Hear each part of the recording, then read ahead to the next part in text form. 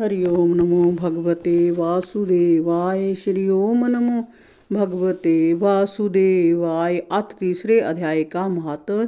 श्री नारायणवाच। हे लक्ष्मी, एक शूद्र महामूर्ख अकेला ही वन में रहता था। बड़े अनर्थों से कितना ही द्रव्य उसने इकट्ठा किया था, किसी कारण जूं ही जाता रहा। पदार्थ के जाने से वह शूद्र बहुत चिंतावान रहता और लोगों से पूछता, कोई ऐसा कर्म बतलाओ जिससे जहाँ पृथ्वी में द्रव्य होवे तो मैं निकाल लूँ, मुझे एक फिर वह पदार्थ हाथ आवे। किसी को कहे, अंजन बताओ जिसे नेत्र में पाकर पृथ्वी का पदार्थ निकाल लूँ। किसी ने कहा, मांस मदरा खाया पिया कर।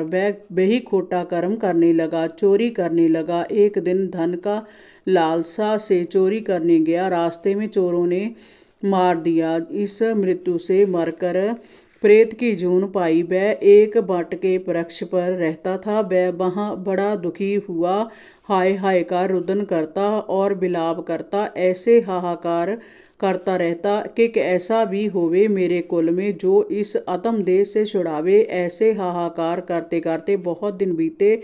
इतने में उस शूद्र को स्त्री से पुत्र जन्मा। जब उसका पुत्र बड़ा हुआ तो एक दिन अपनी माता से उसने पूछा, मेरा पिता क्या व्यापार करता था और देहांत किस प्रकार हुआ था।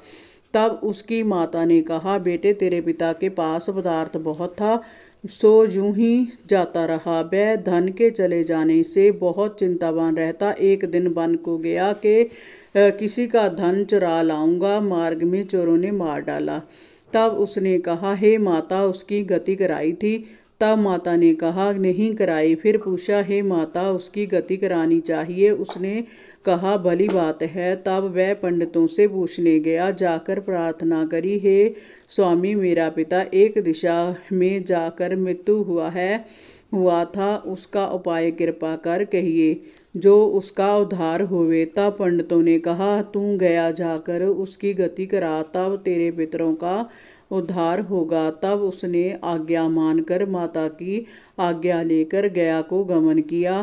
प्रयागराज के दर्शन स्नान करके फिर आगे को चला।